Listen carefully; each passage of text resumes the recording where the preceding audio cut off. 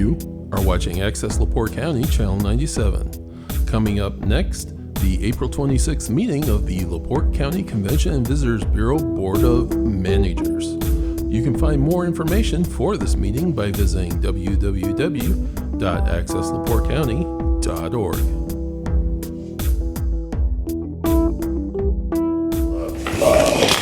April meeting of the Board of Managers of the LaPorte County Convention and Visitors Bureau to order.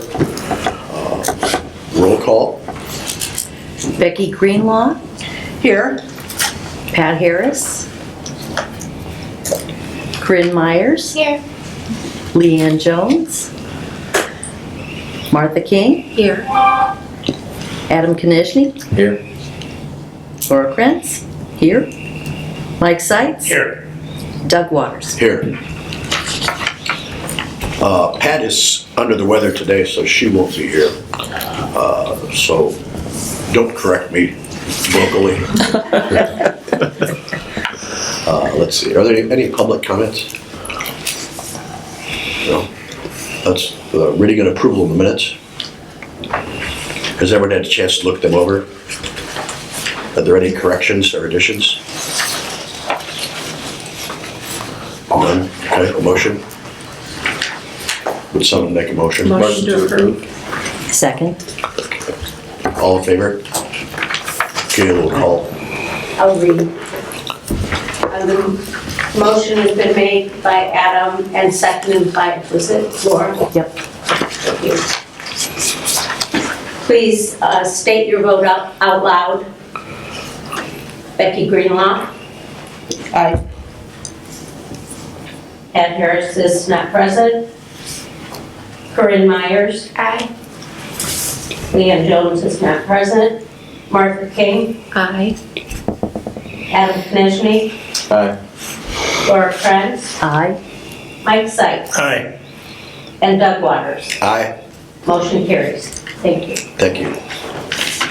The officers' reports. There'll be no president's report today since I just found out about the sickness, and Jack will probably bring us up to date on everything. So the next is the treasurer's report. Okay, for March, there were total claims payable of $149,205.01. Total payroll, $78,913.85 for a grand total of $228,118.86. And I will circulate the balance sheet, the P&L, and the reconciliation. Thank you. The financials.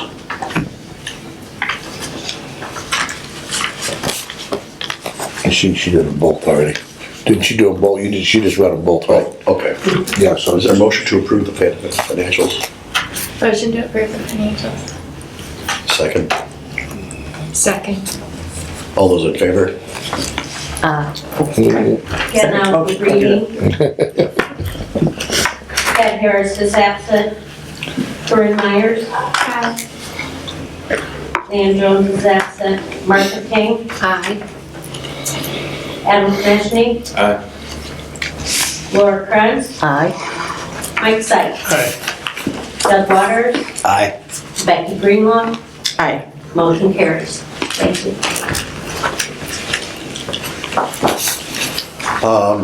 Executive Director's report. Thank you. Yeah, Doug, I do have a couple things to report. First of all, Susie Carpenter has turned in her resignation as our event director for the county. It's a really good thing for Susie and her husband. Excuse me, they built the home halfway up in Michigan. That's something they've been working on, so they're relocating. It was a good thing for them. I guess they had thought about, and I've talked with Susie a couple times, they had thought about trying to commute, but it's too far up. I forgot what community they landed in, but after a lot of thought, I think they were speculating on trying to maybe do some contract work with the county and through the board, but I don't know where that's going to be at. So as you know, we do not have a direct role in the hiring of that position, although we fund part of it, but Pat sits on that board. So we do have a direct input from her position on that board. So when Pat gets back in, I'll talk to her a little more about, where they're at, find out where they're at, and I'll give everybody an update. It just got announced too. Susie's talked to me a couple times, but I think she didn't make it public until last Thursday at their board meeting. So you're getting it, pretty soon after it became public. So that's a loss. She did a great job. I think we all felt, when she first told me, I was just disappointed, but happy for her. Good for her. It's good for her and her family. So we'll start over and see where we want to go with that. I have no idea what their plans are. Obviously, we funded it on our portion through this year. We'll see. Hopefully they'll get somebody in place and utilize that, but I'll keep you updated, best I can tell you right now.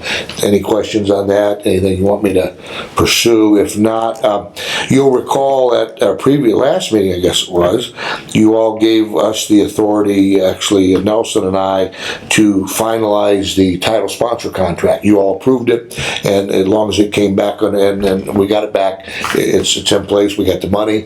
Gail, make a note to send Nelson the final with the signatures for his file. Nelson's seen everything, but you hadn't seen the signature copies yet. So yeah, so that's back, done. We're in place, ready to actually, Katie and Amy are putting in place some of the stuff, the requirements now on our deliverables on the Google search and getting all that in place right now as we speak. So that's kind of exciting. That's done.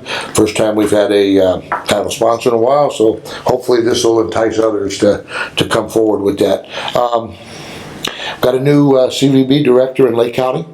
Announced last night, Dave Uran, the current mayor of Crown Point, but he'll be former in a few days whenever he takes over the new position. Don't know much about Dave myself. I know of him. I've talked with a couple folks this morning and last night, and I'm getting real high comments about him from some folks that I trust. So we'll see where that's going. But that was an interesting choice. We kind of thought they might. Huh? Who's placed it? Spiros. Oh, okay. I'm sorry, Lake County CVB director. The Spiros got displaced by his board. You know that? Yeah, right. And so we got a new guy, and Dave's done a great job in Crown Point. From what I can see, the sports facilities there came in under his watch, and as y'all know, those sports facilities are just great. I wish we had something like that. So we'll see where it goes, but I'll keep you updated. We're going to obviously reach out. I got a hold of our lobbyist last night, used him as a conduit to get together with Dave and get a meeting, and Mayor Dermody and a couple others shot me notes this morning that they respect and like Dave, so I think we're going to have a good relationship, or some good folks helping connect us getting forward. Both Tom and Shaw really like the guy, so that's a good start in my book. Any questions on that or anything? Got some other good news to announce. Chelsea and I met with the folks that own Express Air Coach out of Lafayette. They are a ground transportation group similar to what Coach USA was. They'll be picking up the Coach USA route that used to come through here and go to the airports. So that service will be offered in Michigan City again real soon. And we will act as one of the hubs. The other hub will probably be in Rockford. And it's okay to talk about it. It's okay to publicize it. They're going to roll out a soft rollout soon. They've already started advertising for hiring drivers. A little bit different model. The way he's going to start is with only online registration. You can't buy tickets on the bus. You got to go online, buy tickets. Before you could just come here because they ran every hour, get on the bus, and it's going to be a little learning curve for our community because everybody's used to coming here and just catching a bus. They won't, for example, they wouldn't stop here if nobody had got online and purchased a ticket ahead of time. So we'll be heavily involved in communicating that to the public. That'll be a big job for us here, trying to get that message out for them, because that's that's gonna be a big asset for our communities, is having a stop through here again. And they'll be stopping at both airports. Their model that they'd been using from Lafayette was only to O'Hare, but we were able to convince them. Fortunately, we had some good data on that from when Coach USA was here, and not surprising to me, but surprising to him, probably 75% of the ridership was to Midway previously. I think it was high, very high. Southwest evidently markets well in this area or whatever, but that's a really cool thing. We're real happy about that. So we'll keep you updated, and Chelsea and Dale were all over that, and got help make the connections, and I was real happy with the meeting. So any questions on that?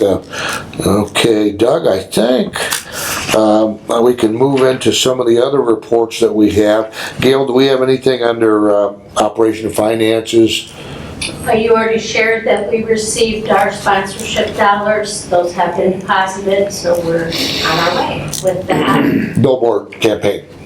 That's what she's talking about, right? No, I'm talking about our sponsor, our named sponsor. Oh, Play Trade, gotcha. Play Trades. Well, you might as well go into the billboard dollars. And we understand the check has been cut for the billboard campaign. First amount is $50,000, and that'll be picked up and deposited this week. Yep. And as you all know, the work there will be done by our regional group. We will be the handler of the monies, and we'll be the ones that report back to the county on the progress and how that goes. And we've already got a method figured out on how the process, which will be much similar to what we use for our normal invoicing, the way the regional group will be able to invoice us out of that money, and we'll pay it out. So we're on top of it. We're ready to roll. Linda and Amy will be providing the input to our regional group on the billboard stuff itself, the messaging. I think I can safely say that the first 3 or 4 billboards have been decided, kind of. Amy, you want to say something now? 3, they purchased 3. Yeah. And they're looking for a 4th. Yeah, you want to Go west. tell them what?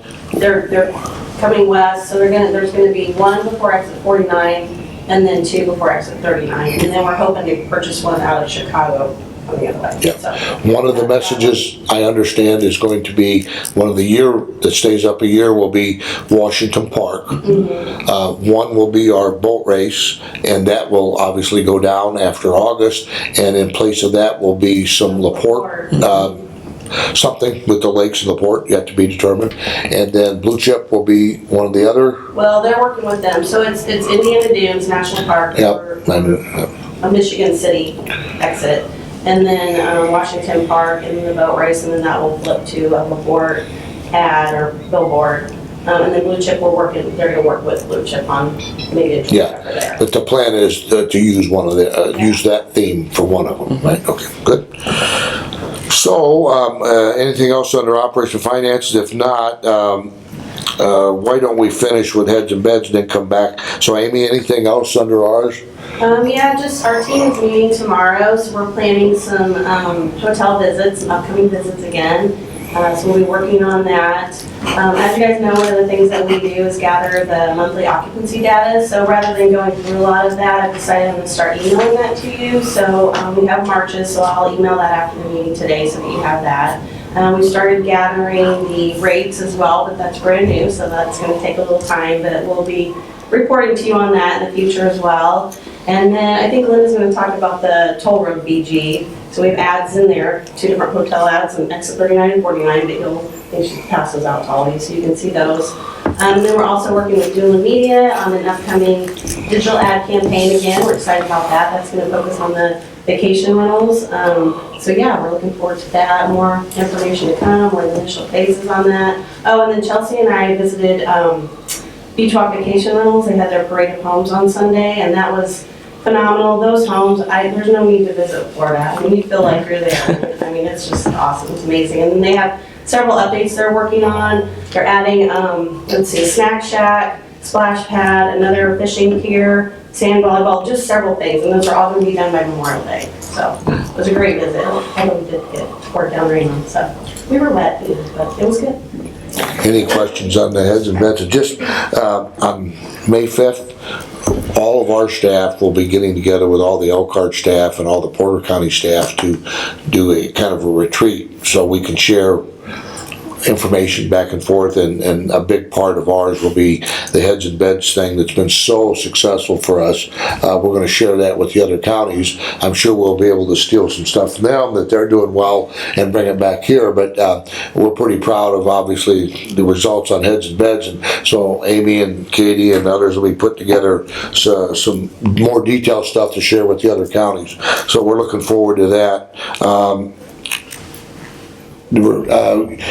Amy is also going to send you all a electronic version of all of the graphs that we're using with coming back from our hotels. As the staff go visit hotels, we're gleaning out information, and rather than kill a bunch of trees today and print it out, we're just going to send it out this afternoon. I get those once a month from staff, and I use that to help determine some of our decision-making process, but we thought you all might like to see that. We break it down several different ways, by city, by county, 2 or 3 other categories that we use, so we can look to the information together and track it. So you'll be getting something from Amy this afternoon on that.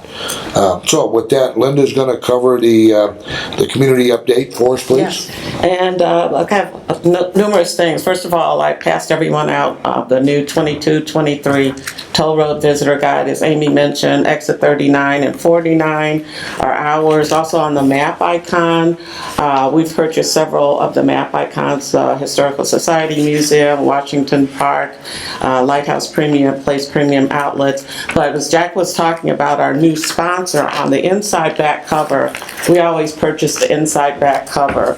So when we started having the discussions about play trade, we had already decided, let's put it in on the toll road, so it's available now that the contract is signed.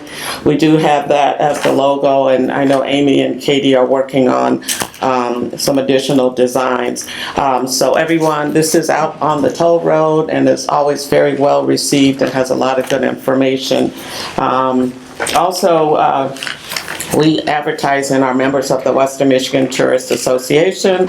So this has an ad that we put in, and this is just the first one that's come in, but we also, it highlights our lighthouse as one of the feature lighthouse, and then our advertising that we put in.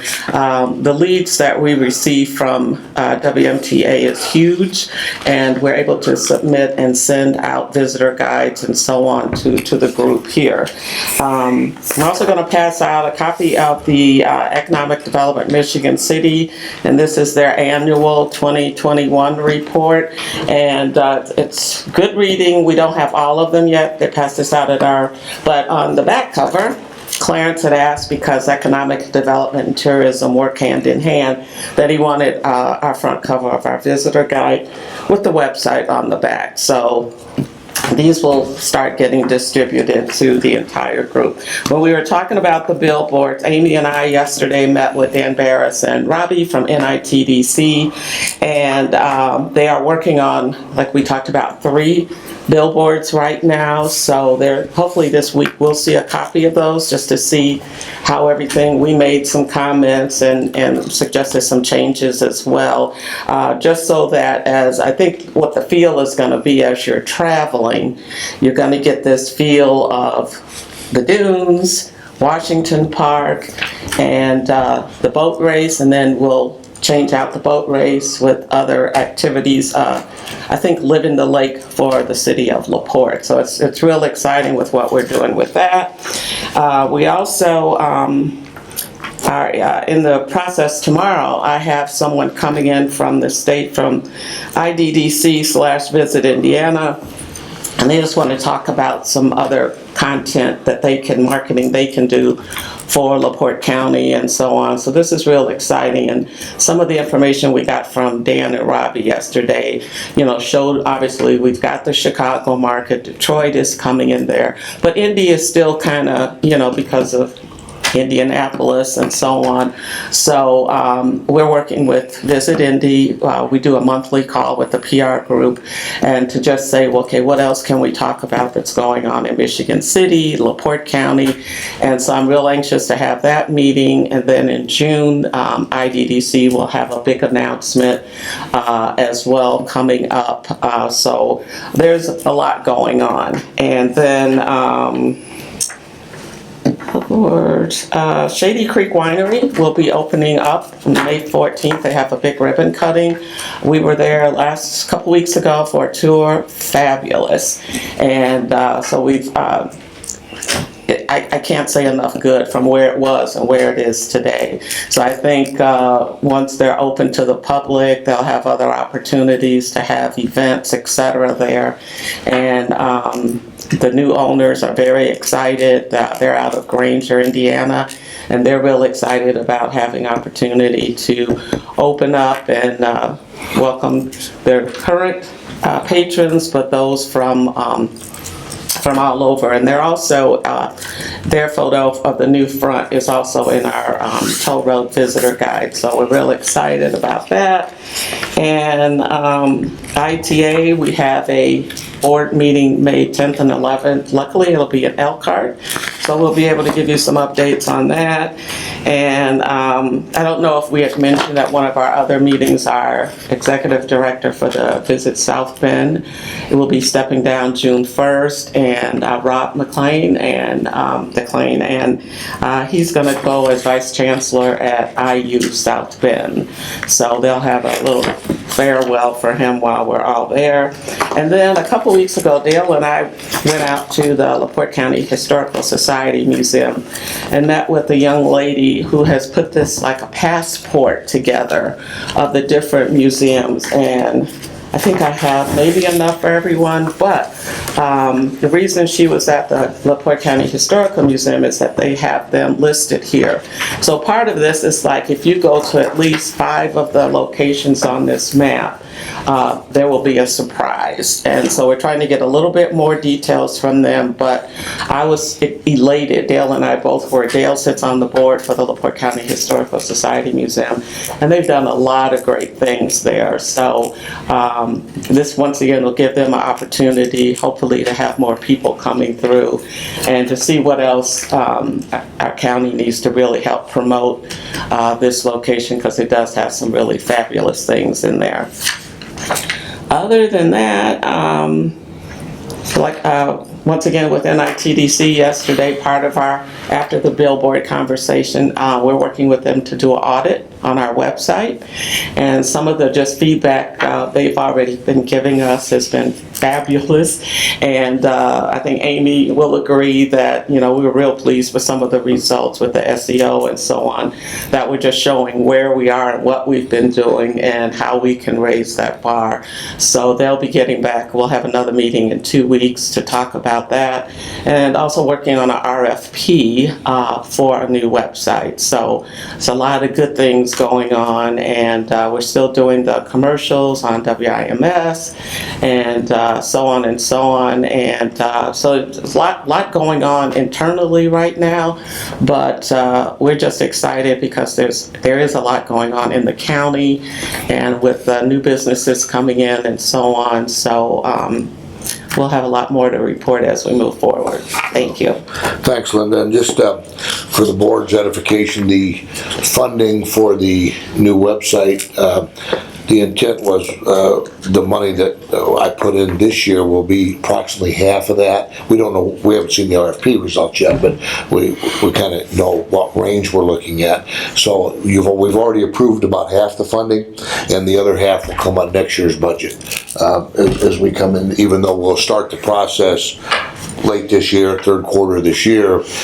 Whichever company we land with, I'm sure will work with us over the course of the last quarter this year, first quarter next year as far as payment, because the work's gonna take longer, quite a while anyway. So just the point is that we're gonna fund it over 2 budgets. That's really the bottom line there. That's the way we project. So good report, Linda, thanks. So Brett, LaPorte, anything to tell us? Nothing. Oh, wow. Yeah, come on. No, we'll start with the downtown area. We started Friday Night Live events on May 6th. Arnett Construction has been happy to sponsor the 2nd annual Taco Fest that's going to take place this year instead of October as it did in 2021. We're going to have it May 6th, the day after Cinco de Mayo. We've had great buy-in from the community, and we've got some new food trucks joining us. It's going to be a great time. Real excited about that project. The LaPorte Farmers Market will start at the Stitch. They're Monroe and Lincoln Way area on Saturday, May 28th, Labor Day weekend. Or not Labor Day, I apologize, Memorial Day weekend. I'm rushing past summer for all of us here. And then on June 18th, but let me make sure my memory is correct. June 17th, we will have the cruise in Friday Night Live at La Stitch. I'm still looking for a sponsor for that. We have a couple of leads, but hopefully at the next meeting we'll announce that sponsorship. Those are all great events. We're hoping, I know Kiwanis has started their planning. They just had their call out for the 4th of July parade last week from their members and volunteers, and I'm sure that will be going more public here shortly. Let me see, what else do we have? We're currently working the Sunflower Fair application vendors. Updated applications are now live on the website. We do have the Night on the Ave that last year was on Saturday. Has been moved to Friday evening before. That'll be September 16th. That'll be on the Michigan Avenue between Jefferson and Lincoln Way. We have the tribute band Small Town, a John Cougar Mellencamp experience. That'll be playing that evening. We're real excited for that. And then let's switch over to the Civic. Civic Auditorium is hosting the New Day Foundation fundraiser this April 30th, Saturday, April 30th. Doors open at 4:30. Bands start at 5. They have 4 bands scheduled, including Jim Post and Neil Alasey, 350 West, Cripple Creek, and PC and the Cruisers. There's still 2 tables available on the floor. Other than that, they're sold out on the floor. There are balcony tickets available. The Civic Concert Series continues on Saturday, May 14th. We're having the tribute band Thunderstruck, an AC/DC experience from Louisville, Kentucky, with opening act Eliminator, which is a ZZ Top tribute out of Chicago. The doors will open at 6 o'clock that evening, and then ZZ Top Eliminator will take the stage at 7, followed by Thunderstruck. The floor is sold out. All we have left are balcony seats for that event. May 27th, Frank Show Productions is bringing the Trippin' Billies, which is the Midwest's best Dave Matthews tribute around, to the LaPorte Civic Auditorium. Doors for that day are going to open at 5:45.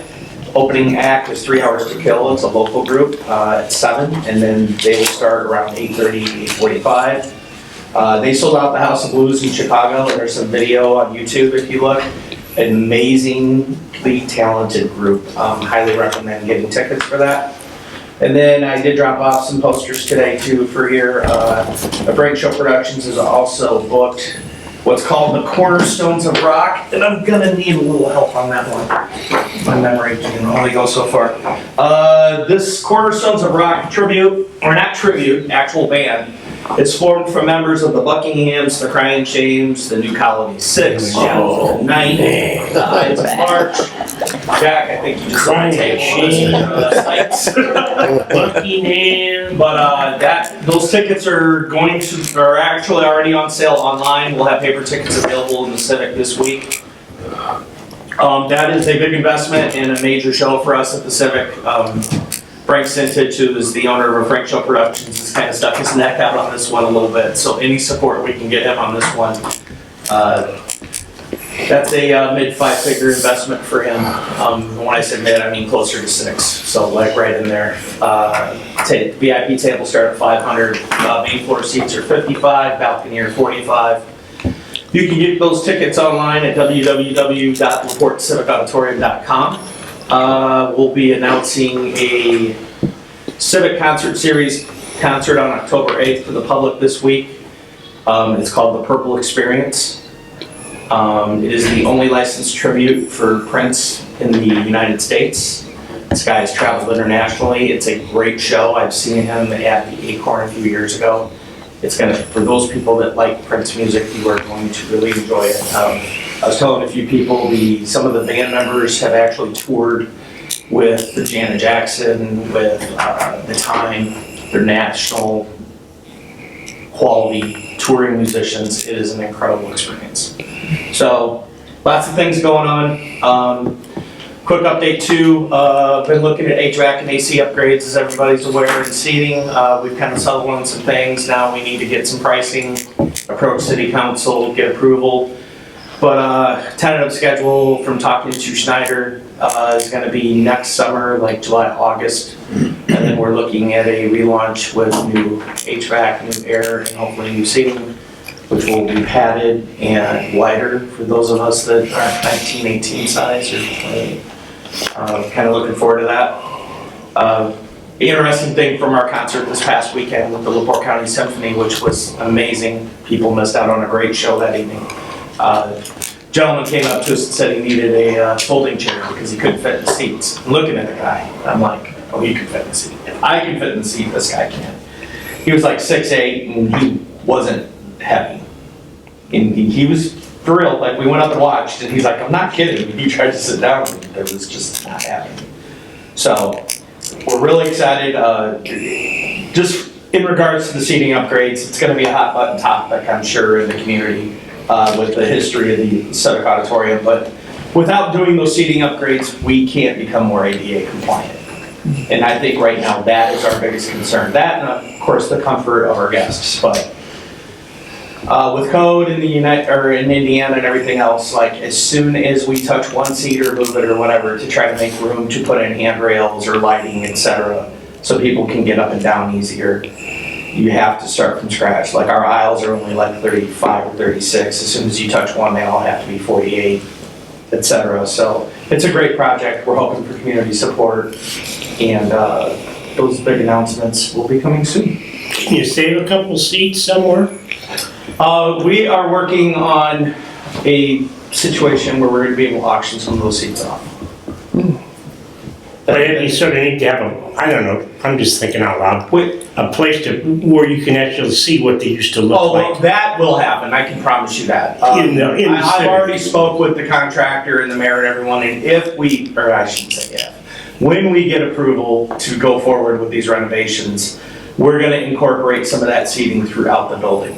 Like where you see some of those benches in the main lobby, they're going to be replaced by like a section of 4.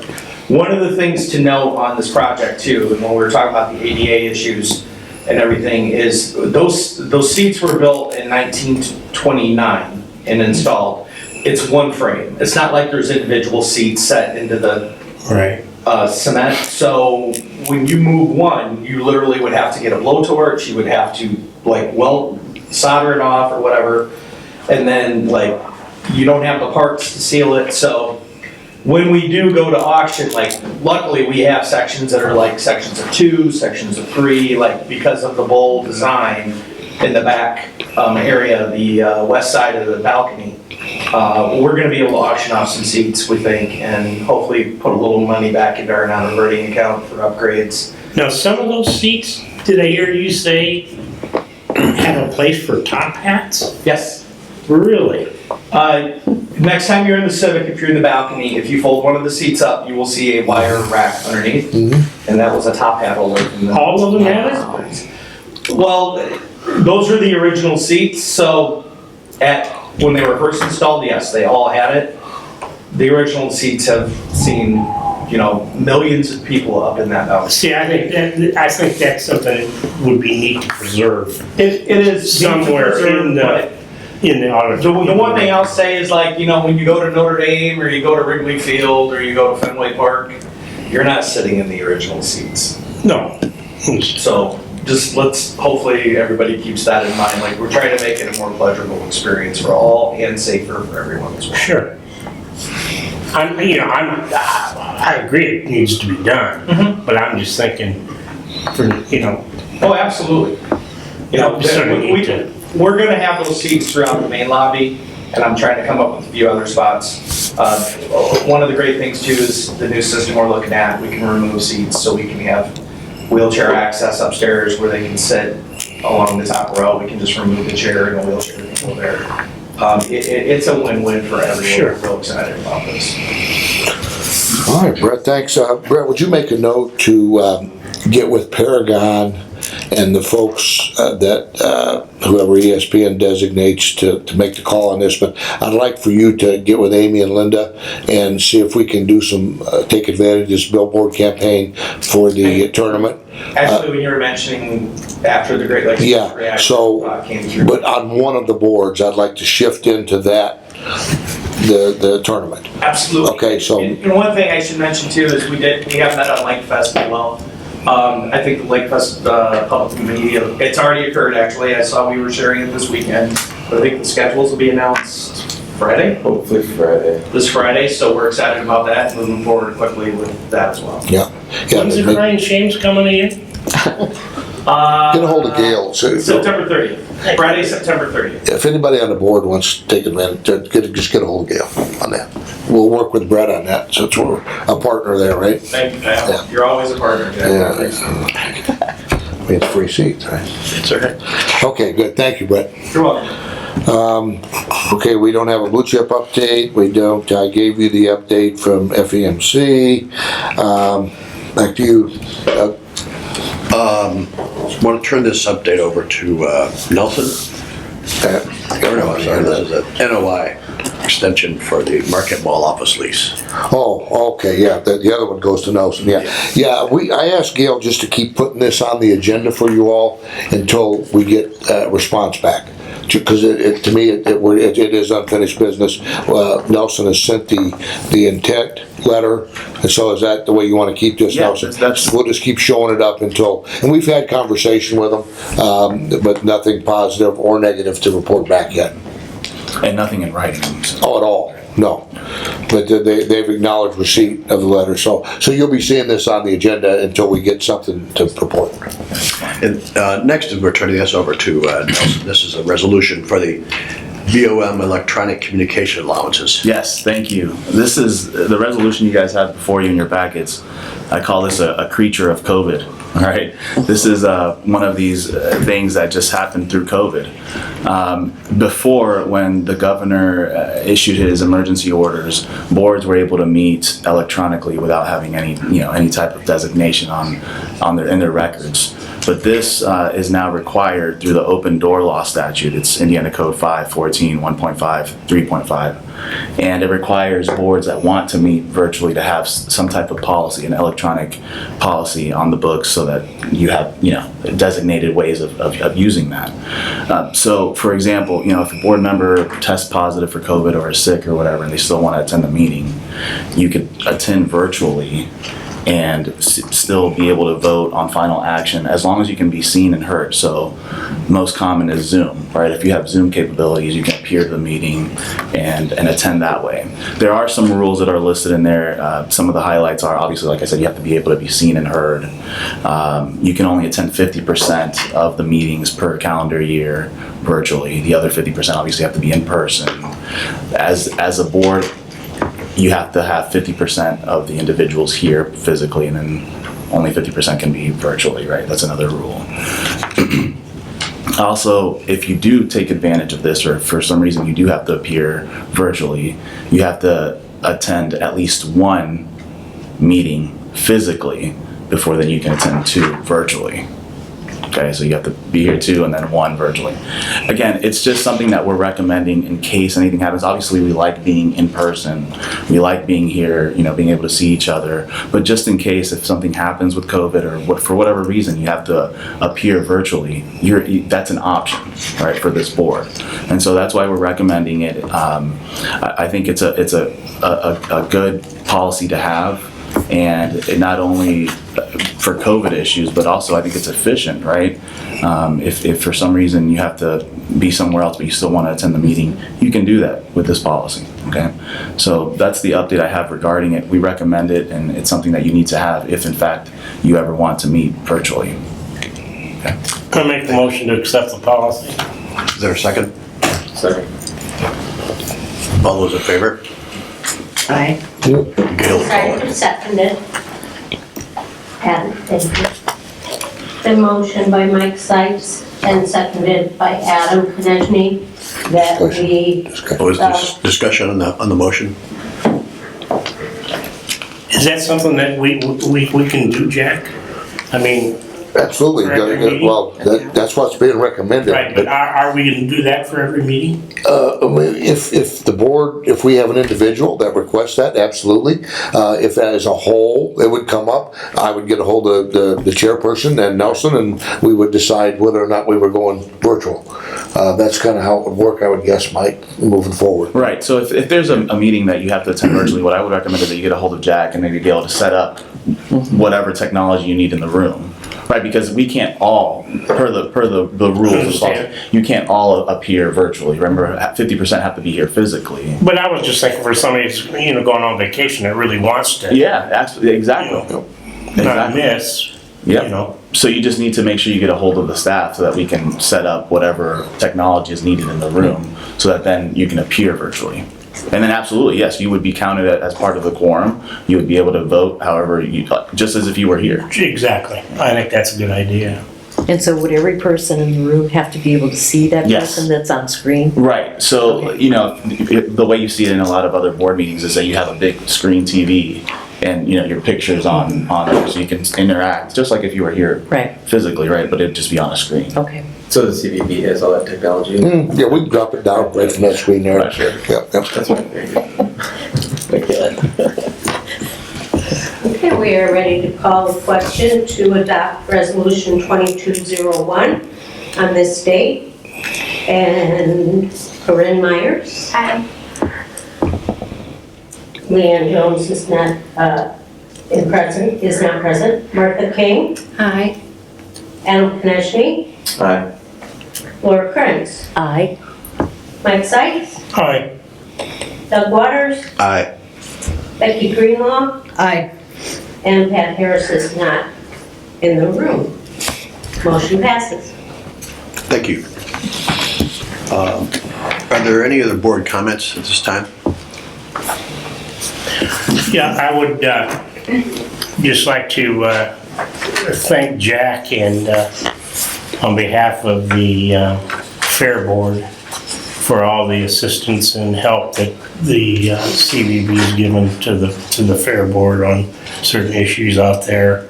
As you well know, I'm CVB's representative on the Fair Board, and so I attend the meetings, and they are very, very appreciative of the CVB and Jack. So.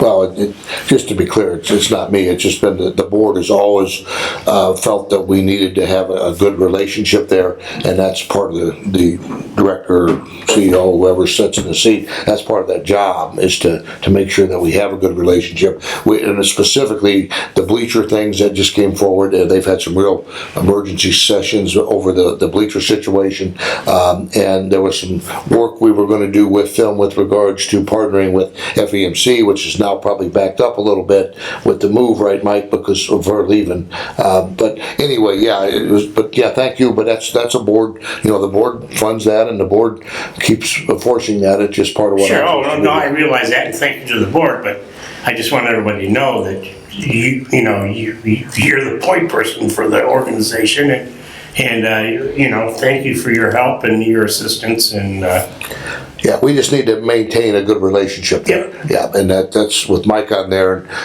we'll just keep doing that. Yeah. Yeah, thanks, Mike, appreciate it. And I think we did get that, hotel things straightened out. Absolutely, yep. Okay. Yeah, we got a good relationship with them now, and none of their requests have been outside any of the budget items that have already been approved. But should that happen moving forward, if it needs be, you know, it'll come back to the board. Thank you. So nothing else? I have one thing, sorry. So we obviously have like so many amazing events going on, like Brett, you just listed like a bajillion. But I think we need to like work more with our digital, like free advertising, and we have like so many wonderful like print media, but like our Instagram and our Facebook and everything. I feel like we need to like somehow get the ball rolling on that. Actually, yeah, and what we'll do, we could probably, as I was listening to you, I can do a better job getting that report back out. We're doing some pretty good things right now. So next meeting, there'll be an update right there, because Amy and staff are working on some stuff. That's gonna be part of the campaign with the new website, depending on how that RFP comes out and how it's led. But absolutely, good idea. We're doing a lot right now, we're just not talking about it. So Amy, do you want to say something? Like we're working with Adam on a new campaign, and also we're working with Great News Live on some exciting things coming forward too. So we're doing things, and we do a lot of things through the region, and I think probably I need to be better about letting you guys know what's going on there. So we do a lot of different things, but anyway, yeah. Yeah, well, you're right though, we have not been talking about that much too. Put May 5th on your calendar, if you're free, you might want to travel with us over to the Elkhart, that meeting I referred to earlier. The other staff, there's going to be some good updates there, so put it down, and I'll then check with me as far as if you want to ride over with some of us or something. We'll be glad to make that happen. Yeah. Okay. Great. Thank you. Is there anything else? Not, meeting adjourned. Yeah, it's a